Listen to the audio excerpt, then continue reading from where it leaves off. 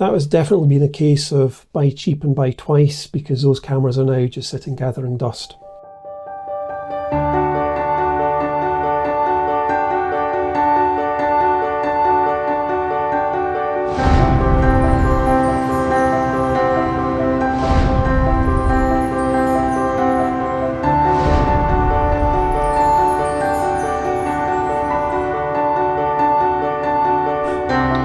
Hi everybody and welcome back to the channel.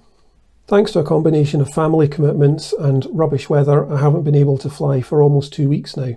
I will be flying again as soon as conditions allow. I have been back up flying since that accident in last week's video, and I'm happy to say it hasn't put me off at all. So for this week, I'm going to take a look at the cameras, the mounts and the audio recording equipment that I'm using, and also cover what's changed in my setup since I started this channel. The only camera that stayed the same is the helmet mounted camera, and that's a Drift Stealth 2 camera. Because it's got a rotating lens on the front, which allows you to basically place this whichever angle you want and still get the picture in the correct orientation, this can be placed anywhere.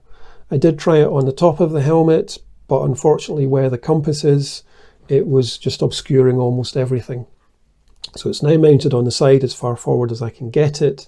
Unfortunately, the field of view of the camera does mean that it does include the side of the helmet, which is a bit annoying. The other thing I don't like about the helmet mounted camera is for you, the viewer, and for me as a viewer, I don't like it when there's too much head movement. And because we are expected to keep an active lookout at all times, there can be quite a lot of that. So what I try to do when I'm editing is only use footage where my head is fairly static, but that obviously does cut down on the options. I run two other cameras. One is mounted on the wingtip, and I do confess that's my favourite camera. That gives a lovely big panoramic view, captures all that lovely scenery.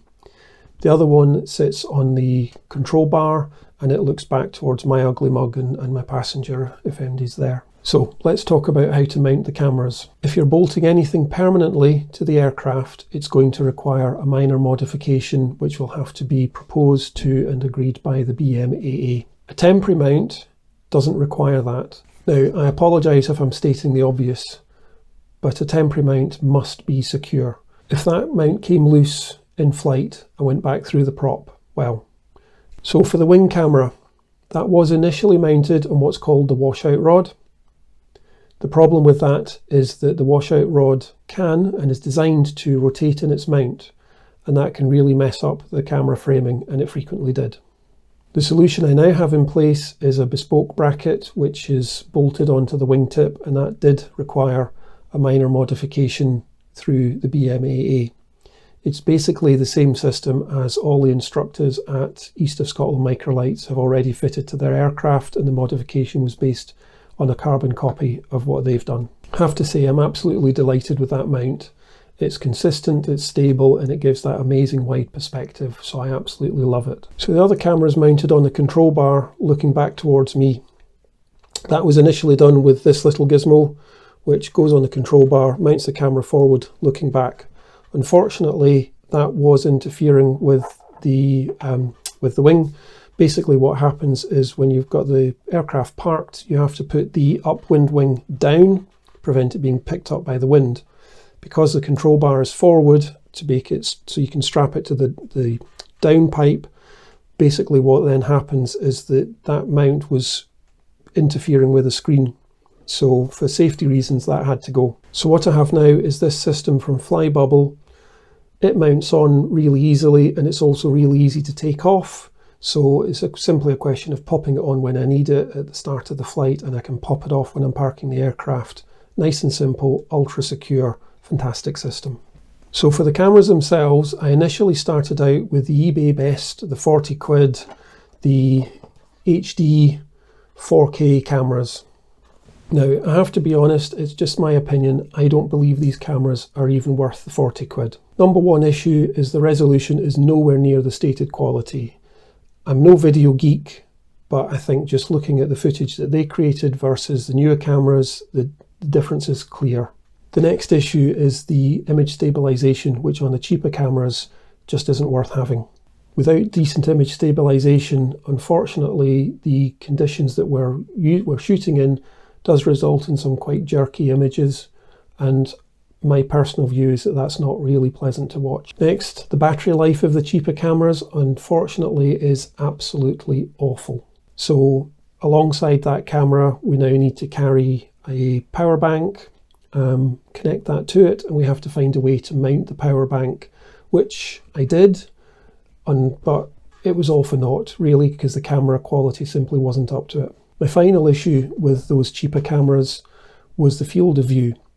Having discounted their use on the wing because of the jerky footage, I then tried it as the camera that was mounted on the bar looking back. The problem is the field of view was too narrow, so it just didn't work. So that has definitely been a case of buy cheap and buy twice, because those cameras are now just sitting gathering dust. So since the summer, the footage from the wing has been being shot on a DJI Osmo Action camera.